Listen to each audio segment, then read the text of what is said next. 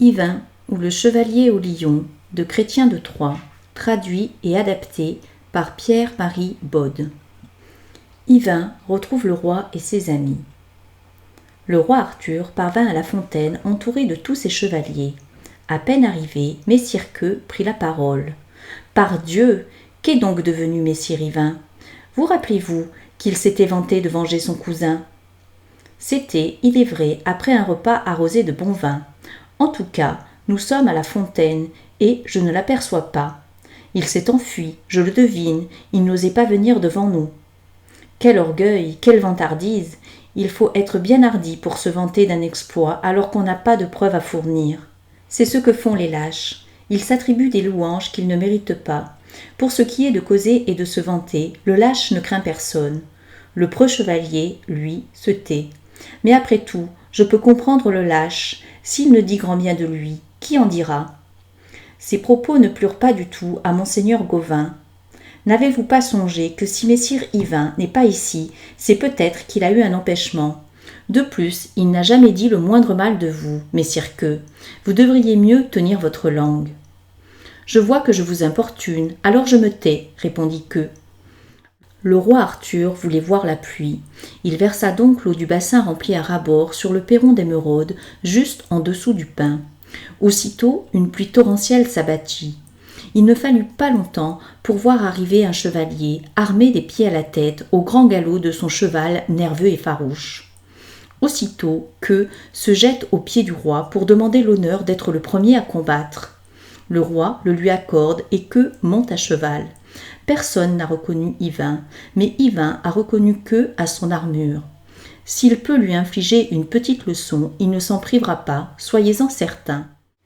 Il attrape son écu par les courroies et Queux fait de même. Ils retiennent leurs chevaux et soudain se lancent au galop l'un contre l'autre. Juste avant de se croiser, ils abaissent leurs lances qu'ils tiennent légèrement en arrière à l'endroit recouvert de peau de chamois. Le choc est brutal. Ils portent de tels coups que les deux lances se fendent en deux, depuis la pointe jusqu'à la hauteur de leur poing. Yvain porte un coup si puissant que sur sa selle, Queux fait une grande pirouette et se retrouve par terre, le homme dans la poussière. Monseigneur Yvain ne lui veut plus de mal. Il se contente de mettre pied à terre et de lui prendre son cheval, comme l'autorise le règlement des combats. Beaucoup se mettent à rire. « Hé hé, Queux, vous voilà joliment par terre, vous qui vous moquiez des autres. Enfin, pour une fois, on peut vous pardonner, car cela ne vous était encore jamais arrivé. » Monseigneur Yvain se présente devant le roi, tenant le cheval par la bride. « Sire, dit-il, faites reprendre ce cheval, car j'agirais bien mal si je gardais quelque chose qui vous appartient. »« Et qui êtes-vous ? fit le roi. Je ne peux pas vous reconnaître au son de votre voix. Je dois vous voir, ou encore entendre votre nom. » Monseigneur Yvain lui révèle son nom, et Queux, aussitôt, se sent couvert de honte. Le voilà muet, le visage déconfit. N'avait-il pas dit qu'Yvain avait pris peur et s'était enfui ? Mais quelle joie chez les autres ! On se réjouit à grand bruit. Même le roi ne cache pas sa grande joie. Mais monseigneur Gauvin éprouve 100 fois plus de joie que les autres, car il a toujours apprécié la compagnie d'Yvain mieux que personne. Le roi demanda à Yvain de faire le récit de ses aventures et de ne rien cacher. Yvain raconta tout, sans oublier la bonté de la demoiselle envers lui. Puis il pria le roi de venir avec tous ses chevaliers prendre hébergement en sa demeure. Ce serait pour lui honneur et joie. Le roi Arthur lui répondit qu'il lui ferait cet honneur et cette joie en passant 8 jours entiers en sa compagnie, et tous se mirent en selle pour aller au château. Yvain envoya en avant-garde un écuyer portant un faucon messager qui saurait prévenir la dame pour qu'elle ne soit pas prise au dépourvu et que ses gens aient le temps de faire belles les maisons. La dame se réjouit d'accueillir le roi et invita ses gens à lui faire bon accueil. Tous partirent aussitôt à la rencontre du roi de Bretagne, montés sur des grands chevaux d'Espagne, et le saluèrent très dignement. Le château retentit bientôt de cris de joie. Les rues étaient décorées de beaux tissus de soie, les pavés étaient revêtus de tapis.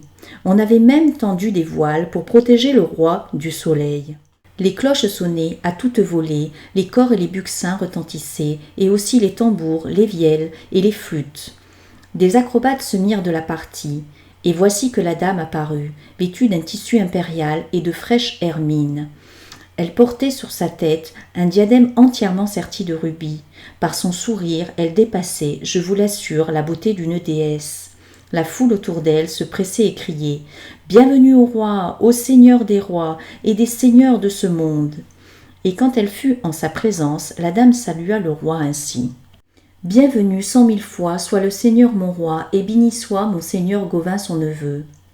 Que votre personne et votre visage, belle créature, connaissent joie et grand bonheur. » Arthur l'embrassa noblement, d'un geste très courtois, il la prit par la taille, et la dame fit de même en l'entourant de son bras. Les mots me manqueraient pour décrire la joie qui régna lors de la fête donnée en l'honneur du roi et de ses chevaliers. Mais je voudrais dire quelques mots de la rencontre privée qui eut lieu entre la lune et le soleil. Savez-vous de qui je veux parler ? De celui qui se distinguait au milieu des autres chevaliers, monseigneur Gauvin.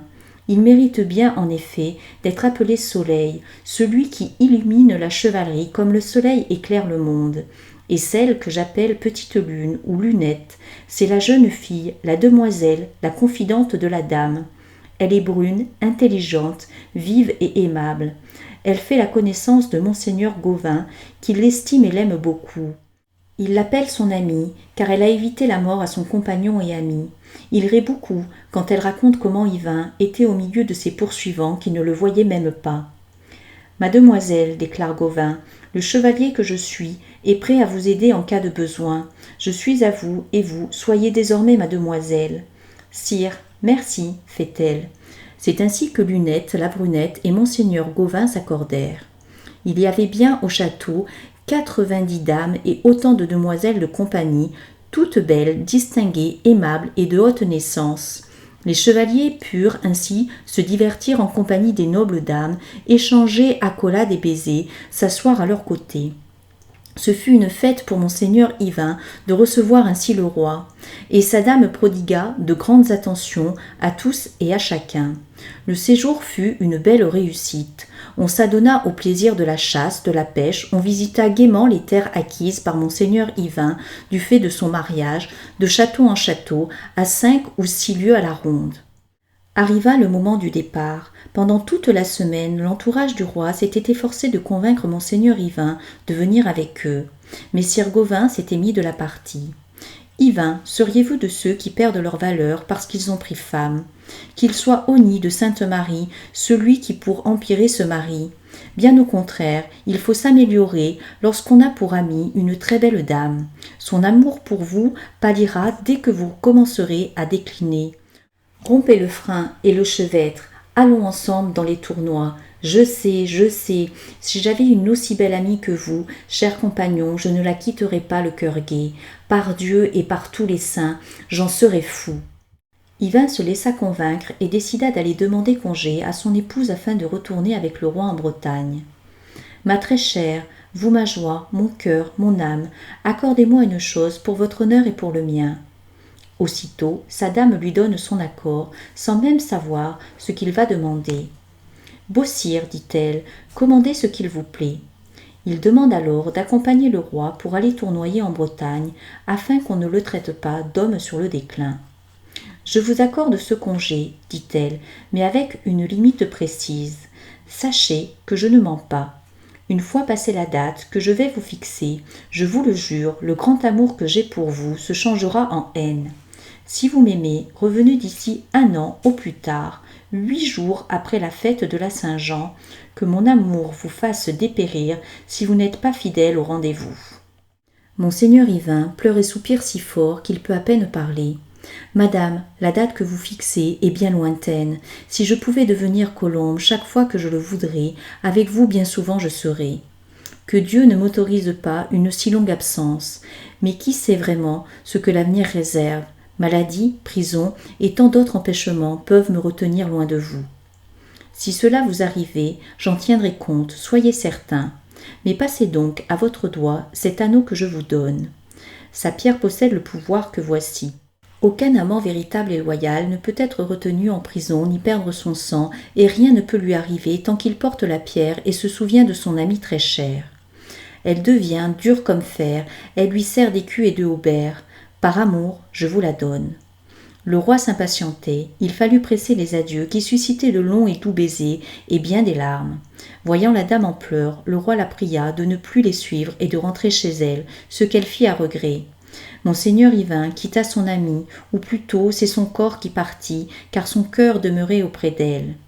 Même le roi n'y pouvait rien, le cœur d'Yvain restait attaché à celui de la dame délaissée. Quel cœur étrange que celui de l'amant qui souvent trahit l'espérance et oublie ses engagements. À son tour, l'espérance le trahira. Passée la date fixée par la dame, Yvain risque de ne plus connaître ni paix ni repos. Gauvin et Yvain commencèrent à fréquenter les tournois. Yvain se montra si vaillant que monseigneur Gauvin veillait à honorer son ami, si bien que l'année passa et que la mi-août revint. Le roi Arthur réunit sa cour à Winchester. Gauvin et Yvain revenaient d'un tournoi auquel Yvain avait participé et qu'il avait remporté. Et nos deux chevaliers décidèrent de ne pas s'installer dans la ville. Ils firent monter leur pavillon hors de l'enceinte pour y tenir leur propre cour. Ils n'allèrent pas à la cour du roi, c'est le roi qui vint à la leur, où s'étaient rassemblés la plupart des meilleurs chevaliers. Le roi Arthur s'assit au milieu d'eux. Soudain, Yvain se fit tout pensif, comme cela ne lui était encore jamais arrivé depuis qu'il avait quitté sa dame. Il venait de comprendre qu'il avait laissé passer la date, il n'avait pas tenu son engagement. C'est à grande peine qu'il retenait ses larmes, il se sentait honteux. C'est alors qu'il vit arriver droit vers lui, à fière allure, une demoiselle chevauchant un cheval noir tacheté de blanc à hauteur des sabots. Elle s'arrêta devant le pavillon et descendit de son cheval, sans aucune aide. Apercevant le roi à l'intérieur du pavillon, elle se défit de son manteau et se dirigea vers lui. Elle dit que sa dame saluait le roi et aussi monseigneur Gauvin et tous les autres, excepté Yvain, le menteur, le déloyal, le tricheur qui l'avait trompé. Il s'était fait passer pour un ami sincère alors qu'il n'était qu'un rusé séducteur. Il lui avait volé son cœur. Les vrais amis, continua la demoiselle, ne se comportent pas ainsi, ils ne volent pas, ils prennent pas le cœur de leur ami, ils le défendent contre ceux qui se font passer pour des gens honnêtes. Le véritable ami est celui qui garde et chérit le cœur de l'ami, où qu'il aille, et qui le rapporte délicatement. Mais si Yvain a tué madame, elle croyait qu'il gardait son cœur et qu'il le lui rapporterait à la date fixée pour son retour.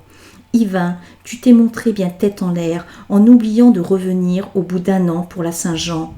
Dans sa chambre, madame n'a cessé de compter les jours et les nuits, car les vrais amants sont anxieux au point d'en perdre le sommeil. Ils comptent et recomptent les jours qui passent et ceux qui restent. Tu m'as trahi, Yvain, moi qui ai tout fait pour te faire épouser madame. Maintenant, madame ne se soucie plus de toi, ne revient plus jamais chez elle et rends-lui son anneau. Yvain ne trouve pas les mots pour répondre. Vite, la demoiselle lui enlève l'anneau du doigt. Elle recommande à Dieu le roi et tous les autres, excepté Yvain, qu'elle laisse désemparé. Il voudrait s'enfuir vers une terre sauvage pour que personne n'entende plus parler de lui. Il voudrait descendre au fond d'un abîme. Il est seul, il n'a plus pour lui-même que des goûts. Alors, il s'en va.